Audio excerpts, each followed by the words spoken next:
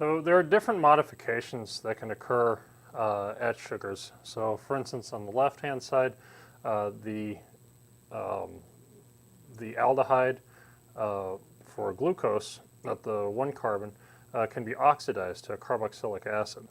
So this would form what's called gluco because of glucose, and we would change it by saying adding ONIC acid to the back end of the name. So this would be called gluconic acid. And collectively, these are known as aldonic acids when the aldehyde is oxidized to the carboxylic acid. Other modifications include deoxy sugars. Um,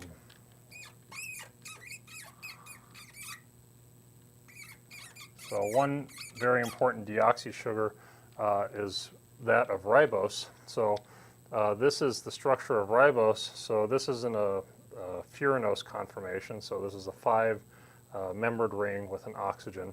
So instead of the pyranose, like what glucose forms, which is 6-membered, this is called a furanose ring. Okay, and this is the structure of beta-D ribose. Okay, and so by removing, again, here's the 1 carbon, the 2 carbon. So by removing the hydroxide functional group from the 2 position of this ribose and converting this just to H, what we now have is beta-deoxyribose.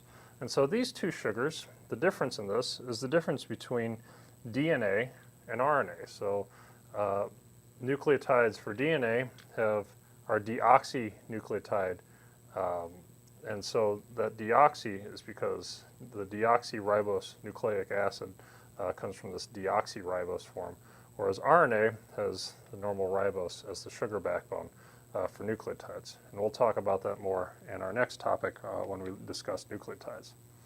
Finally, one other one I'm going to point out is this alpha-D-glucosamine. So the structure is almost exactly like glucose and has the same stereo configuration. So this is the alpha anomer, but in the place of the hydroxide at the 2 carbon, instead there's an NH2, so there's an amine.